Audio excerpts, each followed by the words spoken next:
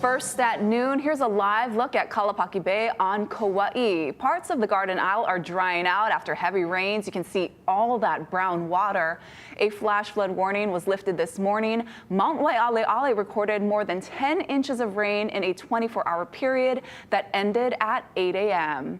Today is a first alert weather day for the entire state as we continue to track instability in the forecast. For what we can expect, let's send it over to meteorologist Drew Davis. Hey, Drew. Aloha, Ashley. Let's take a look. We've got a first alert weather day in effect for the entire island chain today. Heavy rainfall and a few thunderstorms are still in the forecast. We actually just had a flood advisory go up for the eastern half of Molokai, and you could see over there a flood advisory just went up right around 11:59, so we didn't get to update the graphics for the leeward portions of Oahu. Just taking a look at our first alert radar and satellite, walking you through what's going on outside. You can see a lot of activity, a lot of lightning. Most of it is offshore. The atmosphere is very unstable right now, so we're going to continue to see these pop-up showers and potentially a few flood advisories. This is where we're tracking the flood advisory for the leeward portions of Oahu. Right now, the leeward portions, we're seeing some rainfall over in Waianae and Nanakuli. Along the windward portions, we're also seeing some rainfall up near Kahuku and along the Ko'olau, all the way up Kamehameha Highway. You can see just over where we're tracking the leeward portions, this is really blown up over the last hour. Lighter rainfall over the windward portions, but still heavy rainfall in spots. Kauai, where we saw that flash flood warning, a little bit quiet right now. We've got heavier rainfall over the eastern portions of Molokai and some activity over the West Maui Mountains. Hawaii Island, relatively quiet. I'll give you a further breakdown of this coming up in my full forecast. Thank you, Drew. Classes remain canceled at Florida State University in Tallahassee as authorities work to figure out what led to a deadly shooting on the campus. 2 people were killed and 6 others injured when the stepson of a local sheriff's deputy allegedly opened fire near a crowded student union building on Thursday. Katie Weiss reports from Florida. Grieving students at Florida State University returned to campus buildings Friday. We're going to let a few people in at a time to retrieve items they left behind, fleeing Thursday's mass shooting.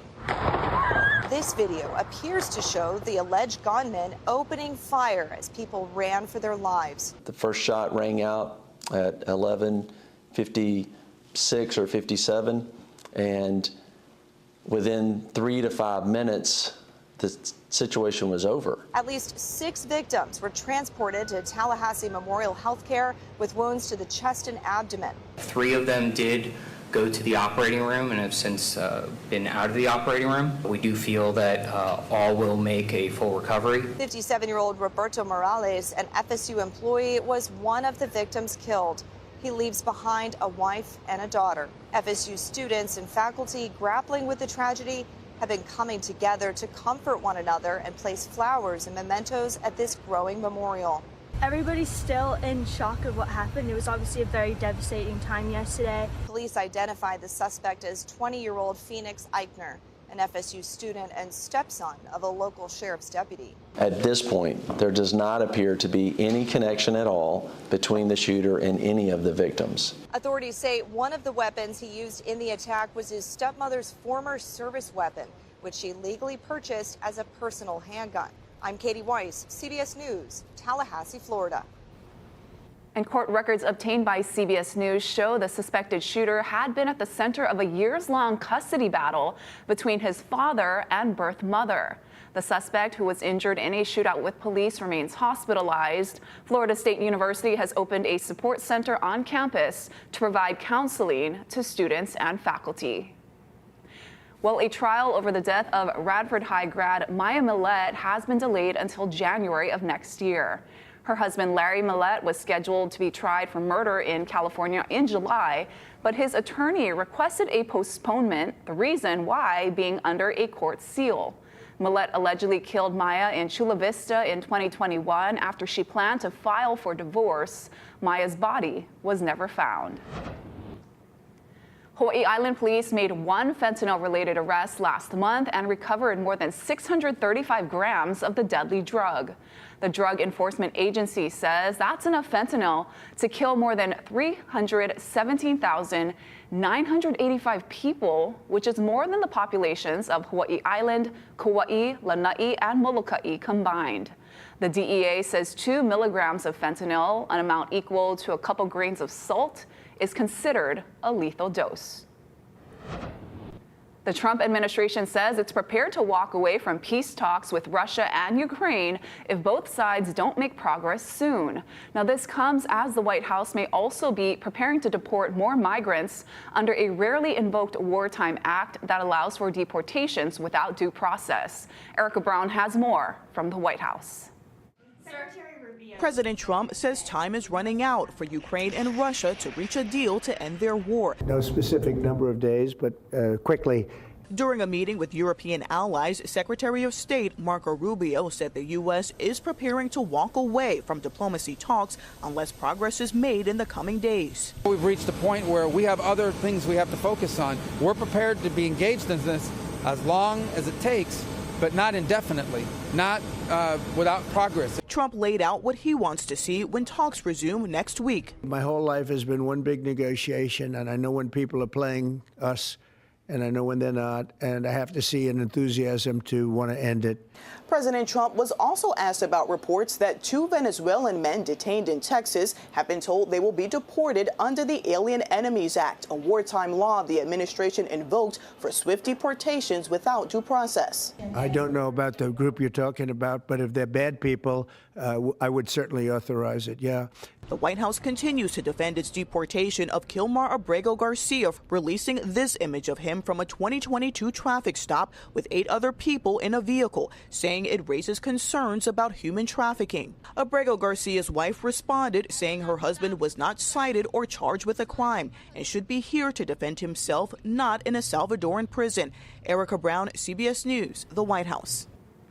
Now to a controversial decision by President Trump to allow commercial fishing boats in a protected marine area. Environmentalists are calling it a slap in the face. Ben Gutierrez has more on this. President Trump's executive order opens up commercial fishing in the Pacific Islands Heritage Marine National Monument, covering about 490,000 square miles of ocean southwest of Hawaii. It's so horrible and so stupid. It's so stupid. We're talking about a massive ocean, and they're forced to travel 4 to 7 days to go and fish in an area that's not as good and is probably a little more dangerous. The president says his goal is to help American fishers compete against poorly regulated foreign fleets by letting U.S. boats catch tuna and other pelagic species up to 200 miles within the border of the monument, which was created by President George W. Bush in 2008 and expanded by President Obama. The area includes several islands and atolls, including Wake, Palmyra, and Jarvis. A delegation from American Samoa, where the economy is dependent on fishing, had been lobbying the president for the change and joined him in the Oval Office for the signing of the order. Then the fishery in Hawaii fishes for fresh tuna, and so there are 150 vessels, and you're opening up Johnston Island, which is very close to Hawaii, makes it a lot easier for them to fish. Environmental groups are alarmed. Trump right here is giving a gift to the industrial fishing fleets, and it's a direct slap in the face to science, to the ocean, to the generations of Pacific Islanders who have fought long and hard to protect these sacred waters. But the president's executive order doesn't mean that fishing fleets can immediately start racing to those waters, because like other orders, it will likely end up before a judge. We're going to be counting on the courts to hold this president to the law, and specifically with respect to the Pacific Islands Heritage Monument. The president simply cannot do what he tried to do today. The executive order still requires the Commerce Secretary to come up with new rules to allow the fishing. Earth Justice Attorney David Henkin says President Trump's move ignores the law. It's a one-way ratchet. Presidents can establish monuments and put in place protections. They cannot remove them. Only Congress can. And environmentalists are pushing back on claims that opening the waters will help fishing fleets. Science has really demonstrated that these marine protected areas work. You know, to have an area where fish can be and can reproduce and spill over so that we can have both a healthy environment and healthy fish stocks. Supporters may be singing, but opponents are saying, see you in court. Ben Gutierrez, Hawaii News Now. And the Trump administration has terminated or frozen $30 million in research grants at the University of Hawaii. The freeze, which impacts 36 programs and more than 40 employees, came as students rallied for academic freedom yesterday at UH Manoa. UH President Wendy Hensel says the cuts include research related to diversity, inclusion, climate change, and minority health disparities. It's terrifying. I mean, clearly we're dealing with a situation that hasn't happened to higher education in the United States. I know that that's the point, though. It's for us to feel fear. There is significant concern among our community for what is happening, and of course we share that concern. As you know, billions in federal funding to several universities have now been frozen due to alleged noncompliance with the new federal mandates regarding anti-Semitism and DEIA initiatives. Hensel says they expect to have more details on the number of job cuts by August. The state health department has confirmed a second case of measles on Oahu. This time, an adult who was presumed infected last week when a child in their same household contracted the virus. Both had recently returned from international travel. Health officials say the adult is no longer contagious and the child has fully recovered. And the state has confirmed another case of dengue virus on Oahu, bringing Hawaii's total to 7 cases this year. The patient was exposed while traveling in a region where dengue is common. DOH teams have been deployed for inspection and mosquito control near the patient's home in an undisclosed location. The Department of Health says this case is not connected to the 2 others reported on Oahu last week. And today is Good Friday. It's a state holiday, so all city and county offices will be closed statewide. The Skyline will operate on its regular weekday schedule, but the bus will operate on a holiday schedule, which means you might have extra wait time. Street parking will be free on Oahu except in some parts of Waikiki, and parking is restricted in Lanikai over the 3-day weekend. On Kauai and in Maui County, county pools will be closed. The Maui bus and Kauai bus will continue without changes, and residential trash pickup remains unchanged. A shortage of one type of doctor is affecting thousands of medical cases in Hawaii. Details ahead on This Is Now. Plus, a weight loss pill that could be used instead of injectables like Ozempic is showing promising results in its clinical trials. Why this could be a much cheaper option for obesity.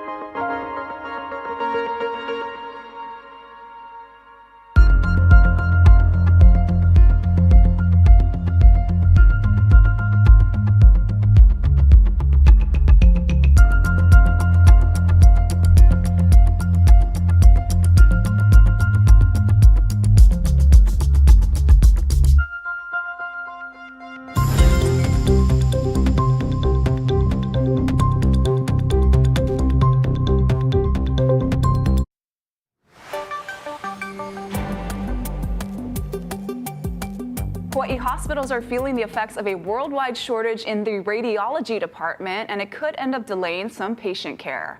Thousands of CT and PET scans, as well as other critical tests, are waiting in the queue for a radiologist to read.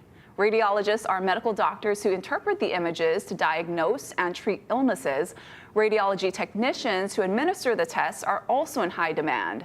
The Queens Medical Center says they are prioritizing cases for patients who have surgery scheduled or need urgent care. Whether it's a primary care physician, an internist, or a surgeon, they can't get the results back, or there's a delay in getting the results back, and then you can't schedule the surgery or the treatment. Unfortunately, it is a very tough situation that we're in. Hospitals are hiring temporary radiologists to ease some of the backlog. Some are working off island and read the images remotely. One new study shows promising results for a first-of-its-kind weight loss pill that could offer a possible alternative to injectable drugs like Ozempic. Researchers at Eli Lilly say their daily obesity drug, oral GLP-1, is the first to complete a late-stage trial. The company found the highest dose of the pill helped patients with type 2 diabetes lower their body weight by an average of 16 pounds. They added that it could be readily manufactured worldwide. With the injectables, you're talking about if you're paying out of pocket over $1,000 a month. Now, pills are much cheaper to manufacture. When you're talking about something that's injectable, it needs to be sterile, needs to be refrigerated. Lilly has already stockpiled over 1 billion pills of this new pill in advance of the demand. Eli Lilly says it's looking to get FDA approval for its GLP-1 drug in the year 2026. Stick around. Coming up after the break, we'll walk you through our first alert forecast. Heavy rainfall and thunderstorms are out there, and we have flood advisories up over Oahu and Molokai.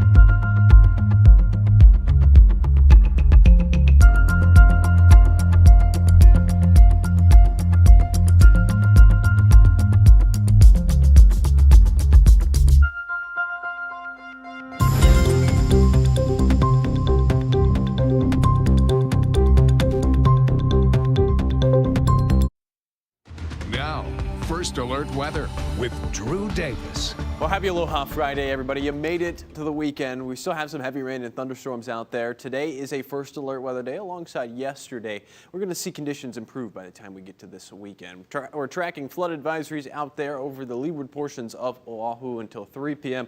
and one up for Molokai until 3 p.m. as well. And you can see on our first alert radar and satellite, this is what we're tracking. Some heavy rainfall across the state, a lot of activity, a lot of lightning, several different clusters of thunderstorms. We're going to take this island by island. Over on Kauai earlier this morning, we did have a flash flood warning, but all of the thunderstorms have dissipated as of late. Moving down the island chain, however, that's where we're seeing the heaviest rainfall, right over near Waianae and Nanakuli along the leeward coast of Hawaii Island, of Oahu, and also up near Kahuku, we're seeing some lighter rainfall. A lot of activity just to the north of the gathering place right now. Over on Maui County is where we're seeing some heavy rainfall over near Molokai. That's why we have a flood advisory up over the eastern half of the island and some activity over the western half as well. We're also seeing activity up over near Hana, over near Kihei, and along the West Maui Mountains. Moving over to Hawaii Island, relatively quiet right now, not much activity. You can see some cloud cover. Yesterday we did see some lightning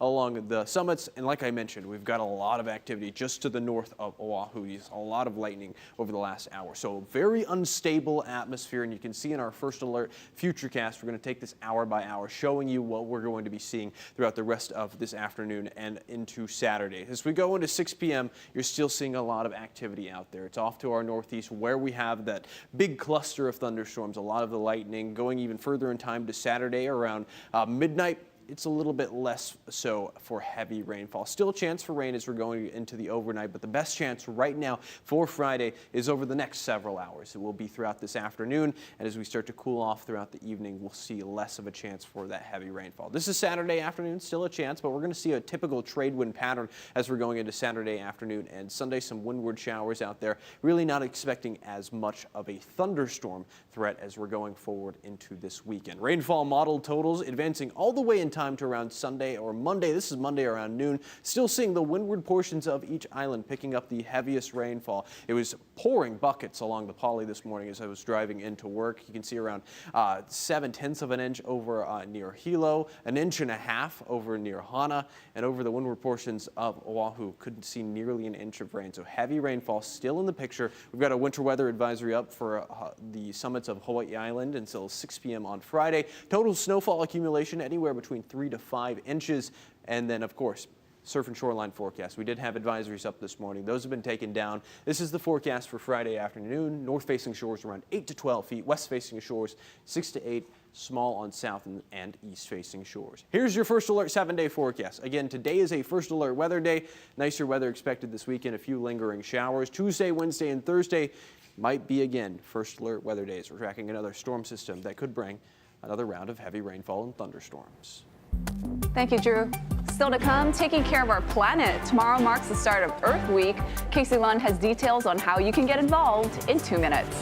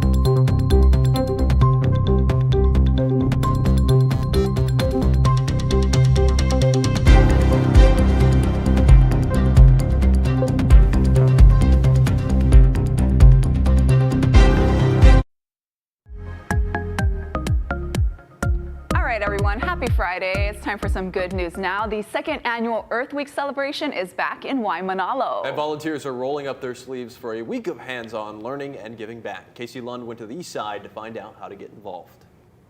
Aloha, we are up Mauka from Waimanalo here in the nation of Hawaii, and look at this beautiful place that we have been so privileged to be in to show viewers. This is one of the opportunities that folks will have to participate in Earth Week in a really thoughtful way. We want to mahalo the nation of Hawaii.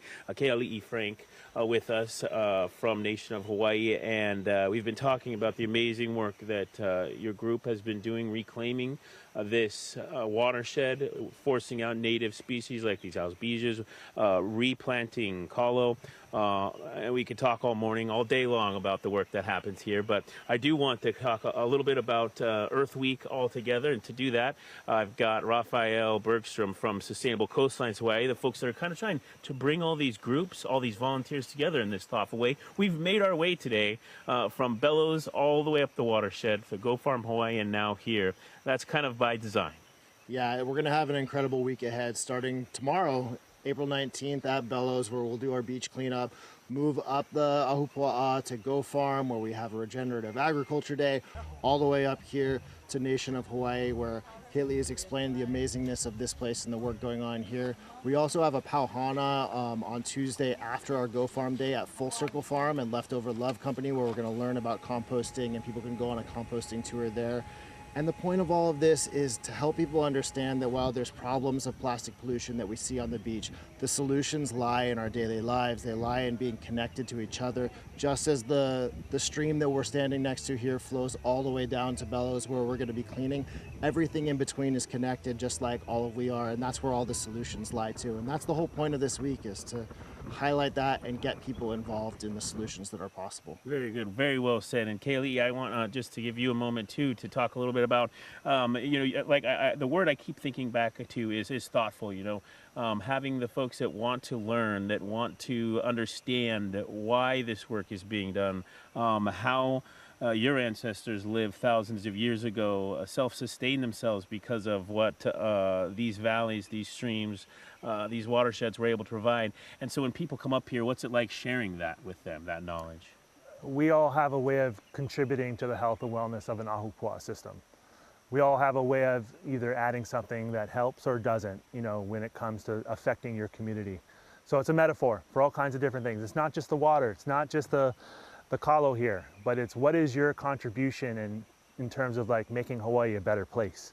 And I think the more we can get that type of community together, the more we can see change happen very, very quickly. If you want to learn more, let's put up the details on your screen really quickly for that beach cleanup that's happening at Bellows. That is, again, tomorrow. Check in at 9:30. And then, of course, the Go Farm event, that's on Tuesday. And then what's happening up here in the nation of Hawaii, a very special event. But those are, again, as I said, something you want to make sure that you sign up for ahead of time. Go online to learn more about all the Earth Week happenings. We have all the information online at hawaiinewsnow.com. We'll send things back into the studio for now. Thank you, Case. And so a first alert weather day for today, but hopefully some nicer weather this weekend for Earth Day and Easter. Nicer weather expected by the time we get to Saturday afternoon. All right. Maybe a few downpours tomorrow morning, but conditions will improve. Just a live look out there. We're still seeing clouds, a lot of heavy rainfall over the leeward coast of Oahu and, of course, over Molokai. Make sure to stay tuned to the HNN First Alert Weather app for the latest information. Thanks for watching. Aloha.